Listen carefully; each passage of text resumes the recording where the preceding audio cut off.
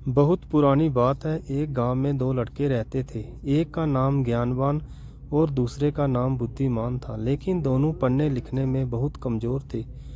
दोनों के माता पिता उनको लेकर बहुत परेशान थे।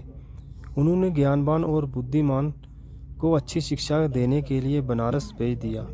ज्ञानवान और बुद्धिमान ने बनारस में कुछ वर्ष रहकर अध्ययन किया।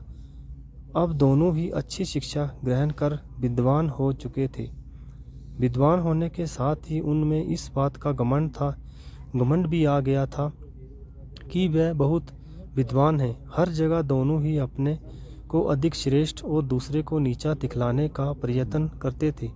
दोनों को कई बार उनके शिक्षकों ने इस बारे में समझाया, किंतु दोनों अपने को ही श्रेष्ठ समझते थे। शिक्षा खत्म होने के बाद दोनों को बनारस से अपने गांव वापस लौटना था। रास्ता बहुत लंबा था। चलते चलते उन्हें रात हो गई और उन्होंने एक गांव में अपना डेरा डाला। गांव में जमींदार को पता चला कि उनके गांव में बनारस के विद्वान आए हुए हैं। जमींदार साहब ने दोनों विद्वानों को रात्रि विश्राम और भोजन के लिए घर में आमंत्रित किया। ज्ञानवान और बुद्धिमान दोनों जमींदार के घर आ गए। जमींदार ने दोनों को रुकने की अलग अलग व्यवस्था की और स्वादिष्ट पकवान बनवाए।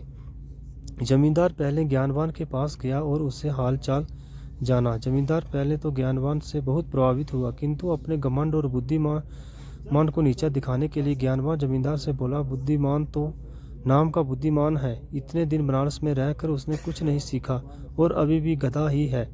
ज्ञानवान की बातें जमींदार को अच्छी नहीं लगी। ज्ञानवान से मिलने के बाद वह बुद्धिमान से मिलने गया। बुद्धिमान ने भी ज्ञानवान की तरह ही बातें की और कहा, ज्ञानवान तो कोई ज्ञान नहीं है और वह तो बैल है, जिसे कुछ नहीं आता है। जमींदार दोनों से बहुत निराश हुआ और कुछ देर पश्चात उसने ज्ञानवान और बुद्धिमान के लिए भोजन के लिए बुलाया। दोनों भोजन के लिए आए और जब दोनों को थालियां परोसी गई तो थाली में घास और भूसा था। थालियां देखकर दोनों जमींदार और बुद्धिमान क्रोधित होते हुए बोले, आपने जहां हमें बेइज्जत करने के लिए बुलाया है, क्या हम कोई जानवर हैं जो घास भूसा हमें खिला रहे हैं? जमींदार हाथ जोड़कर बोला, मान्यवर, आप विद्वान हैं और मेरे मेहमान हैं। मेरा उद्देश्य आपको बेइज्जत करना नहीं था।